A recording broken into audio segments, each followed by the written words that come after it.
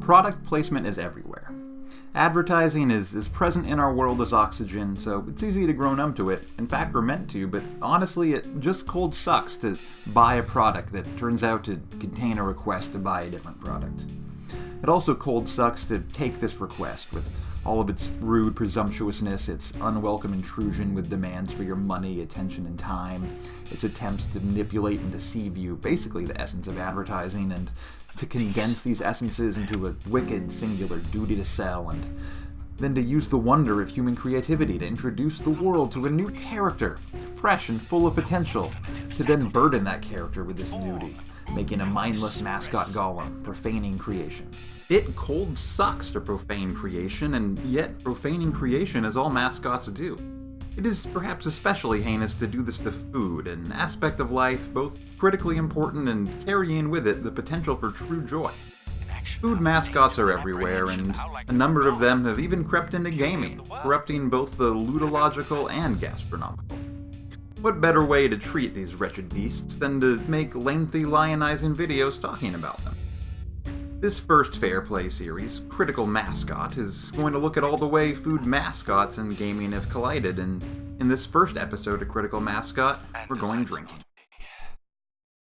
As bad for your body as mascots are for your soul, there's nothing quite like a cold fizzy soft drink. Whether you call it soda, pop, or some godforsaken third option, soft drinks and gaming have a deep primal bond. From George Costanza reminiscing over perfect combination of Mountain Dew and mozzarella. Just the right amount of grease on the joystick.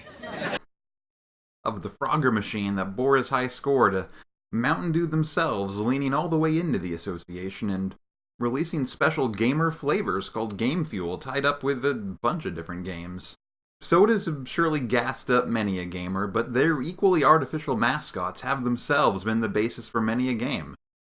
In this video, the first in a series examining the intersection of food mascot branding and video games, we're going to take a look at all the games we can that have a pop star.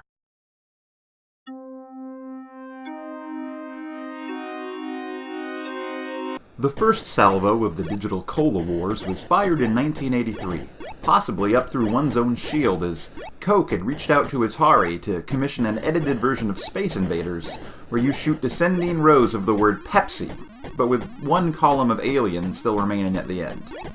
They gave away just 125 of these at a sales conference, so it was never really released to the public, and copies today sell for around $2,000. There's not really a mascot here, other than the Pepsi logo replacing the fast UFO, so it's a little bit outside the scope of this video, but weird enough that I have to mention it. You have unlimited lives, but the game's on a strict 3-minute timer, and when it's gone, oh, it's gone.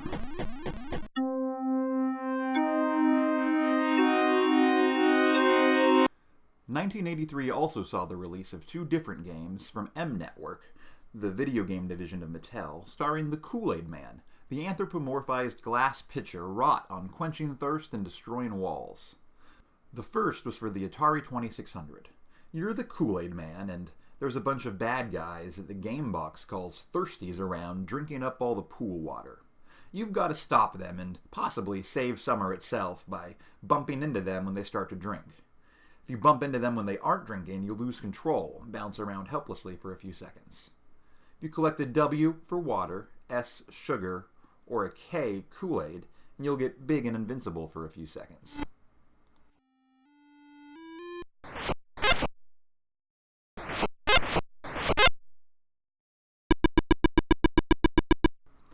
The other Kool-Aid Man game, this one for the Intellivision, is entirely different. You start the game as two children gathering the ingredients to make Kool-Aid in a 3-story house that's very long, very dark, and under attack by more detailed-looking thirsties than the Atari 2600 game. There aren't many of them, and I don't know why they wouldn't just all hang out in the kitchen where the Kool-Aid is, but they aren't, and these thirsties have come to paralyze our plotting heroes. If they both get touched, it's game over. These kids move slow, and making the Kool-Aid is a hassle. You have to carry the stool to get the sugar and drop some of the stuff off at the fridge ahead of time since each kid can only carry one thing and there's 3 ingredients. Get too near a bouncing thirsty and they turn T1000, heading straight for you. You're given 10 whole minutes to make the Kool-Aid and, should you, the big boy himself shows up to teach those thirsties a lesson.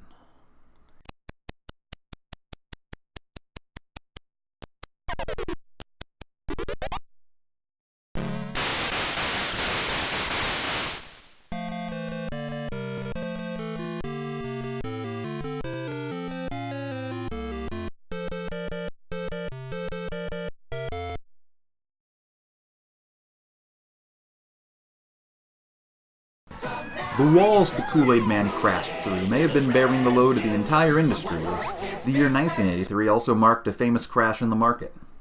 Perhaps the Kool-Aid Man games were a symptom of a larger problem. In 1982, Atari failed to win their lawsuit against Activision, legally clearing the way for third-party developers to start making games. And did they ever? Quaker Oats bought a video game company called US Games. A market saturated enough that there's room for promotional games like Chase the Chuckwagon, a maze game distributed by Purina and based on a series of dog food commercials, or Tooth Protectors, a dental hygiene game from Johnson & Johnson. Seems to be a market that's unsustainable. Or maybe our big strong boy had seen his mission through too well, simply quenching gamers' thirst for branded beverage-based games entirely. Whatever the cause, the next several years saw a drought of soda mascot games, and it wasn't until 1990 that that well would get tapped again.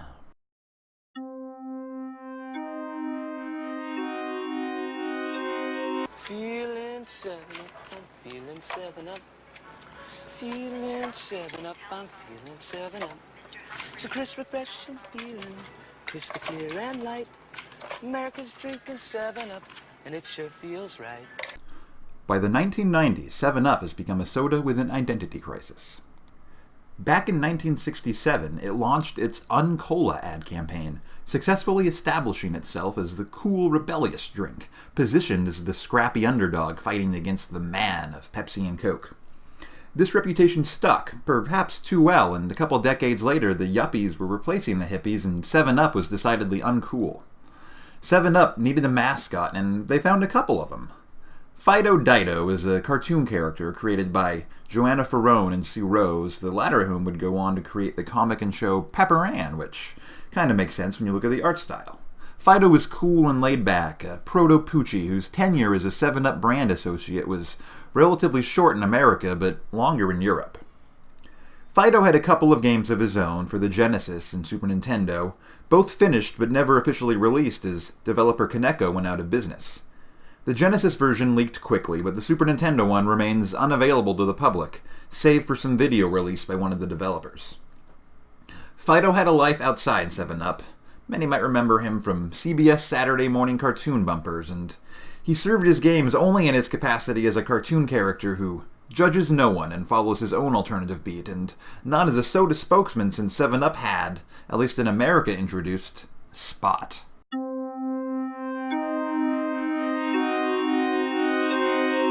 A red circle with attitude.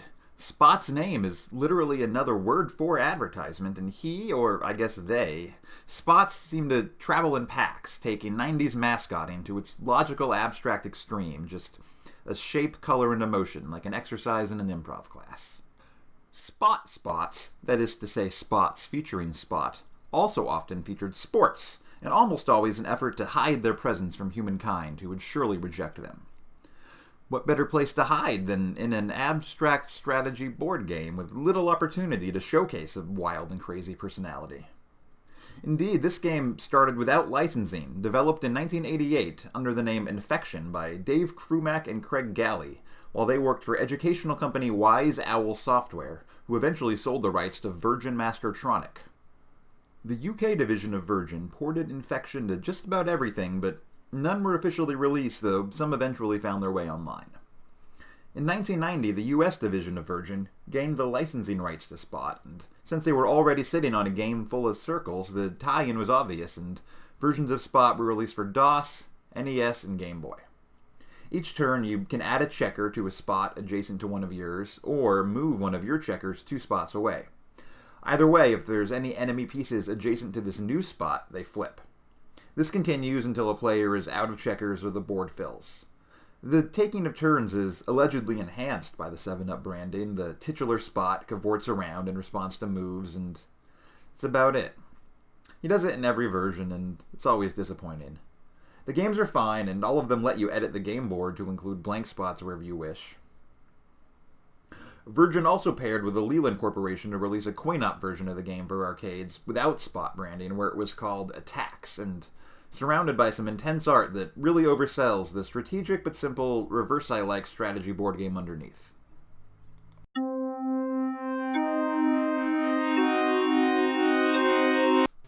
When we're talking about video games based on advertising mascots for soda companies, it's strange to single one of them out as the weird one, but this might be the weird one, as it's only for the Game Boy, and it's sort of an adaptation of an NES game that is also food-branded MC Kids. In Europe, where it was first released in 1992, Spot, the Cool Adventure, is called McDonaldland and retains its original branding, and we'll talk about that version more in a different video about restaurant-branded games, but these 1993 American and 1994 Japanese releases got 7-Up branding instead. The gameplay here is bog-standard platforming. There isn't much 7-Up involved beyond playing as the mascot.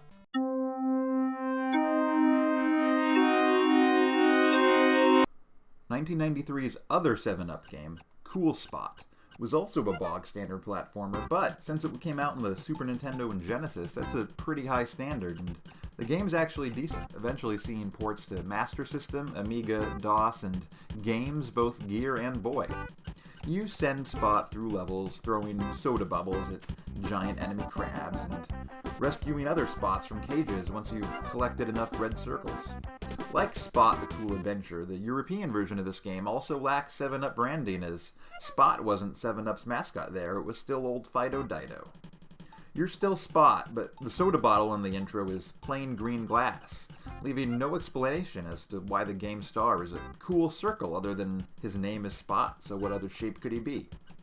The Super Nintendo and Genesis versions of this game are both pretty fun, and none of them seemed awful, save for the DOS version, which ran pretty slow, but that may have been a DOS box issue on my end.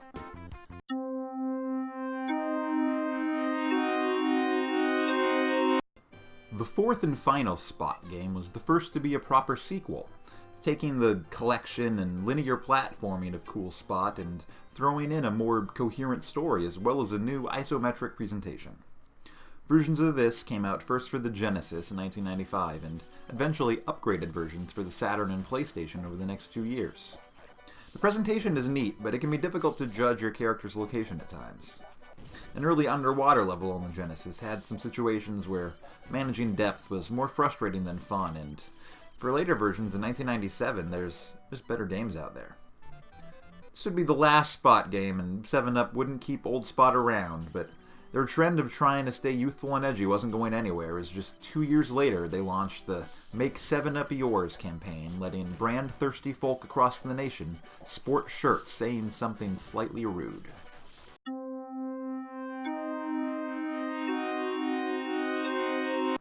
Coca-Cola is a cultural monolith and advertising juggernaut. Coca-Cola is a cultural monolith probably because it's an advertising juggernaut. From Mean Joe Green exchanging a sweaty jersey for a Coke in a shockingly unsecured stadium tunnel to a probably barefoot chorus calling for global unity through sugar water, Coke's ads are memorable, ubiquitous, and allegedly beloved by people who hopefully don't know what beloved means. In America, Coca-Cola has had Santa Claus as a mascot since the 30s. Such is our societal deference to Coke's marketing prowess that it's often wrongly thought that Coke invented the modern image of Santa from whole cloth, but they just co-opted and popularized a symbol that had been slowly evolving over time. While Japan has, to some extent, adopted many Western Christmas traditions, including who they call Santa-san, the association with Coke isn't there. Enter the Coca-Cola Kid. No, not the 1985 Australian comedy by the same name, which also deals with Coke's cancer-like spread across the world. The titular star of this 1994 Game Gear game, and special edition console, is ostensibly a Japanese Coca-Cola mascot of the 90s, though I haven't been able to find references to him that don't include this game. He's a typical rascal with a skateboard and sneakers, his long black hair wildly jutting out from under a backwards baseball cap. It's a pretty low-key, not very Coca-Cola look for a brand mascot, and this energy carries over into the game. It's pretty standard platform stuff with wall jumps and a chargeable dash attack. It kind of feels like a slow Sonic game, which makes sense as the game was developed by Aspect, the team behind the Game Gear ports of Sonic games. I didn't have a lot of fun playing this one myself, but I could see it appealing to some people. Coca-Cola's American marketing team would get involved with games in a weird and a little bit prophetic way in 1999 with The Lost Island of Alana, a Cherry Coke branded Mist-like game, as well as My Coke, an early social media hub. But we'll cover these in a different video, as this series is about mascot-focused games, and we've saved the best for last.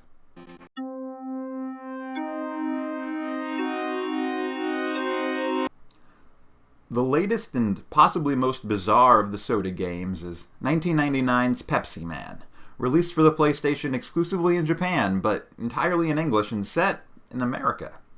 Japan's Pepsi Man mascot was more verifiably a real thing than the Coca-Cola Kid, though less real-seeming, like a Blue Man Group member infected by gray goo. Pepsi is everywhere in this game, and it's pretty heavy-handed on the marketing, at times in a weird way. This game leans a bit harder on the advertising angle than the Coca-Cola Kid, and also leans harder on maybe actually saying something other than, now you've bought the game, buy the soda, though the game does frequently tell you to buy the soda. The game paints an unflattering, if not wholly inaccurate, portrait of America. It's an America of crumbling infrastructure, of serious poverty, where even where there's nothing, there's advertisements for Pepsi.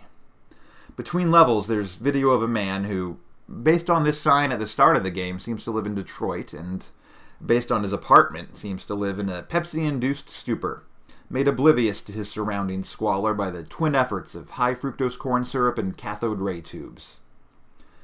He's hypnotized by his TV, constantly shoveling not only soda, but also an obscured but still conspicuously obvious bag of Lay's chips down his Yankee craw.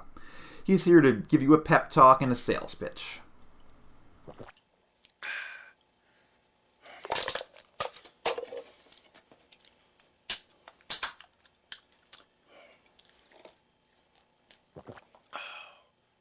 Pepsi for pizza. The gameplay is probably the most fun of the soda mascot games, or maybe that's my PS1 bias creeping in. Pepsi Man is called upon to solve a variety of tasks, from saving people trapped on a burning building by handing out Pepsi to stopping a potential riot by handing out Pepsi, which is unfortunately reminiscent of the infamously tone-deaf Live for Now campaign Pepsi tried in 2017, where Kendall Jenner single-handedly ended the carceral state by giving one cop a Pepsi. Though Pepsi Man is called upon to address a variety of tasks, he's only got one way of dealing with things, strafing to the left and right while perpetually sprinting forwards and occasionally jumping or ducking. Midway through a level, you'll inevitably crash into a shed, as one does, and come out the other side briefly changed. The trash can on your head reverses your movement, and skating down steep Franciscan hills feels somehow slower than running. I'm surprised Pepsi hasn't revived this game as an infinite runner for phones. A notable exclusion from this video has been games with alcohol mascots. While there are certainly plenty of games about drinking, there really don't seem to be any booze-branded games, at least with their mascots. 1983 arcade classic Tapper was originally sponsored by Anheuser-Busch and featured the Budweiser logo, but no mascots, and most of the home versions featured the Mountain Dew or Pepsi logo. We'll be looking at more soda-branded games, like 2 instances of Coke going extremely online in another series, but in the next one of these, we're getting to Sweet Tooth and looking at all the candy mascot games we can find, including 8 different games starring M&Ms. Did I forget any beverage mascot games? Is there some rare Dreamcast game where you play as the Sunny D Sun, ridding the world of wretched purple stuff? Let me know in the comments, and if this was interesting, give it a like. This is something new I'm trying, and I'd like to do more like it. Thank you for watching.